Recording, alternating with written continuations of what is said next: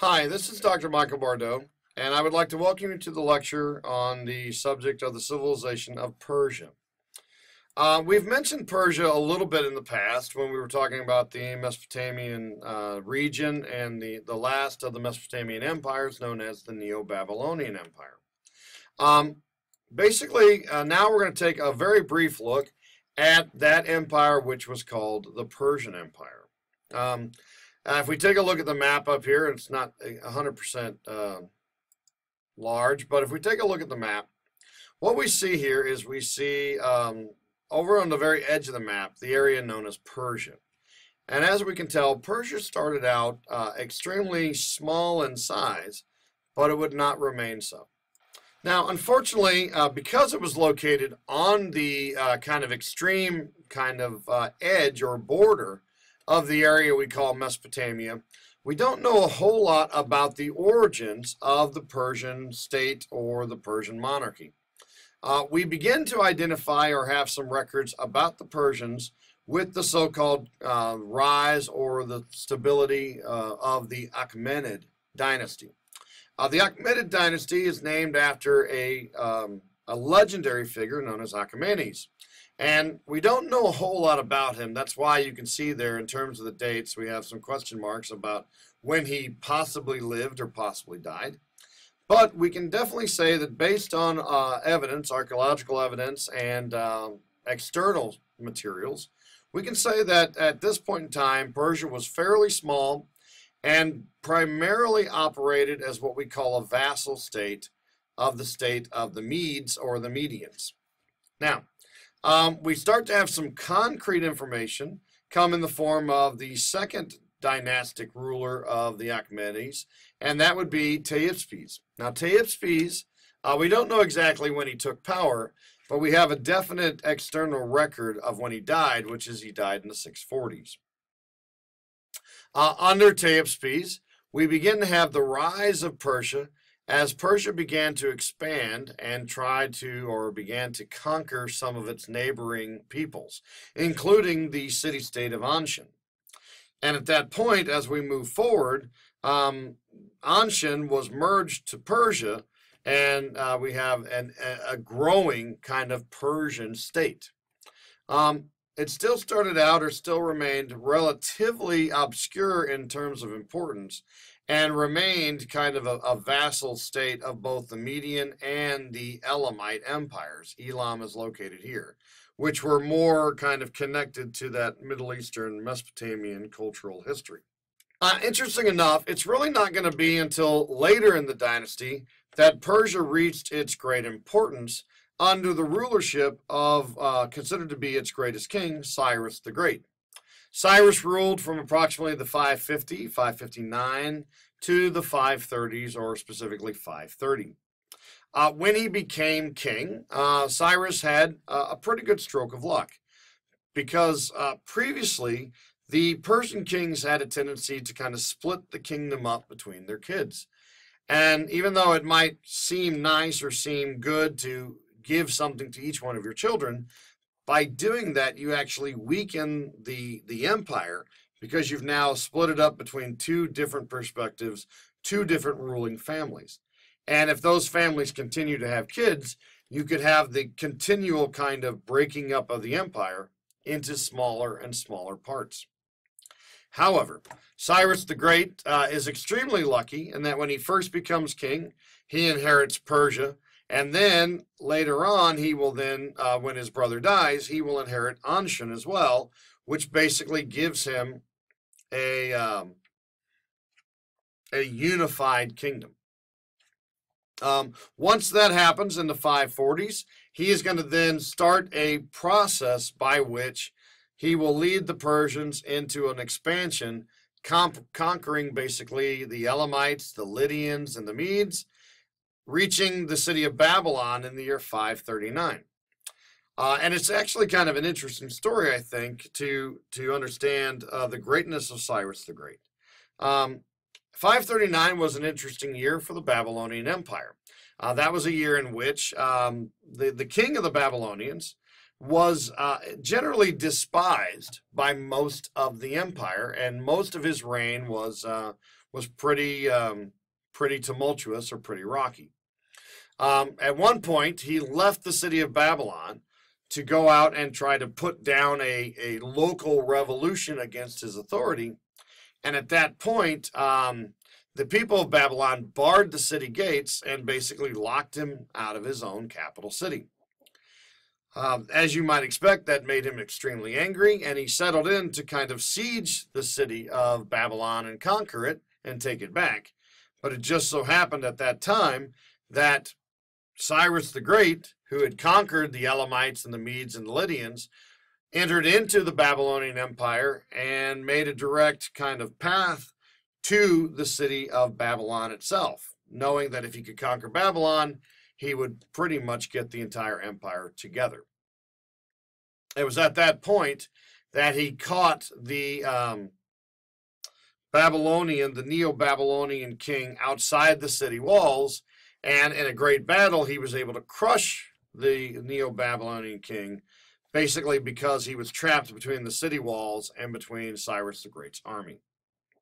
At that point, Cyrus the Great tried to make overtures of peace to the people of Babylon to get them to welcome him in as king. They, however, refused, so Cyrus the Great had to siege the city, but he went about conquering the city of Babylon in a different way. He basically studied the city plans that he was able to kind of get a hold of and get an idea of how the city worked, and he realized that the sewer system of Babylon was based predominantly on the Tigris River. And so what he did, which is, I think, kind of interesting and ingenious, is he actually blocked the Tigris River so that the water levels would drop low enough that his army could actually invade the city under the city walls, going through the sewer system, which he did in the year 539. Now, interesting enough, even though he had by rights won the right to kind of spoil the city, he got the right to basically loot it or take control of it, Cyrus the Great actually went through a Babylonian ritual of coronation to take on a kind of air of being the one legitimate king of Babylon.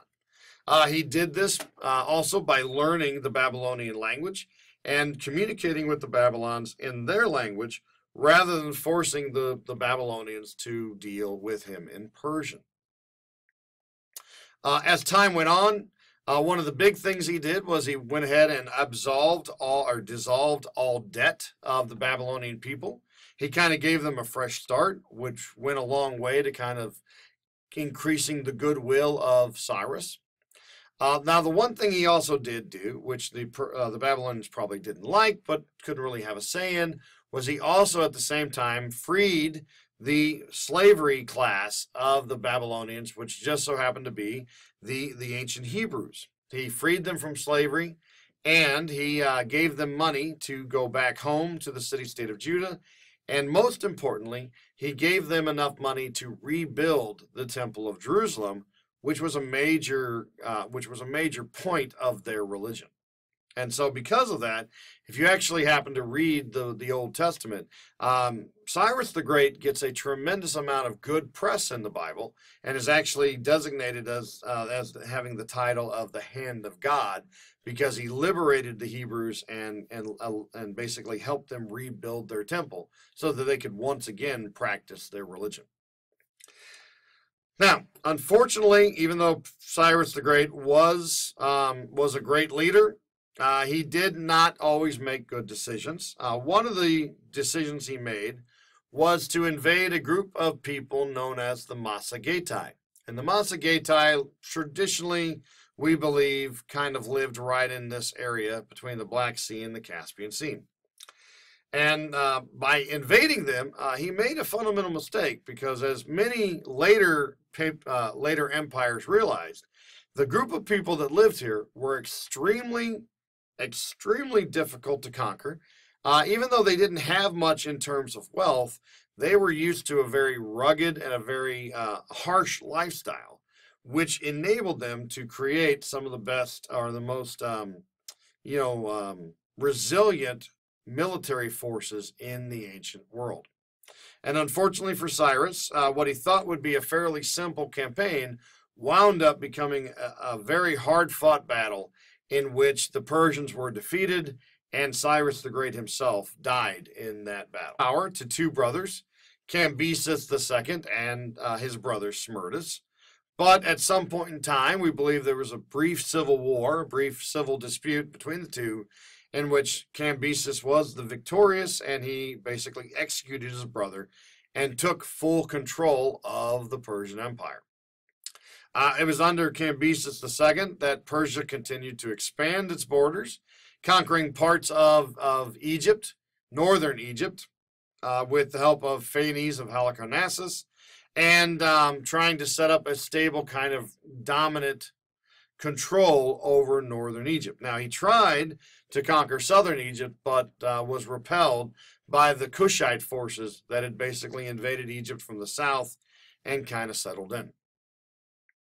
Now, the interesting thing about Cambyses II, however, is that it seems that as time went on, he became somewhat paranoid, also possibly delusional, and definitely suicidal, because what we see happening as he's focusing on the far western portions of the Persian Empire, Egypt and Palestine, he lost kind of control of his home territory of Persia and Babylon, as they soon soon began to support an individual who named himself Smerdis and claimed to be the dead brother, the long-lost brother of Cambyses II.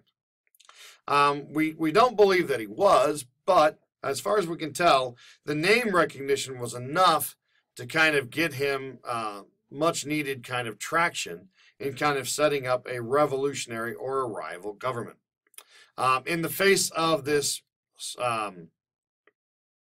this revolution, as well as an increasing dissatisfaction that the military had with Cambyses II, eventually Cambyses was forced to recognize that his power was disappearing, and at that point, rather than face the loss of support and power of his military, Cambyses II committed suicide. That leads us to a brief kind of period in which it was about a year in which there was a type of civil war. In this civil war, basically, the cousin of the ruling family, a guy by the name of Darius, he rose to power and then set about kind of pacifying that revolution under the fake Smerdis and reestablishing a strong imperial and monarchical presence in Persia. It's really under Darius I that the empire reached its largest extension. He basically conquered parts of the land east of Persia, stretching the empire all the way from the Indus River, which is the border of India, all the way to the Danube River in the north, and of course to the Ionian or the Asian Minor coast in the west. Near the end, however, or as we were approaching kind of the midway point or approaching the end of Darius's reign, what happens, of course, is in the case of such a large empire, we start to have some revolts on the fringes. And the revolt that is most important for world history happens to be a revolt in the Greek area of Asia Minor known as Ionia, or the Ionian Revolt.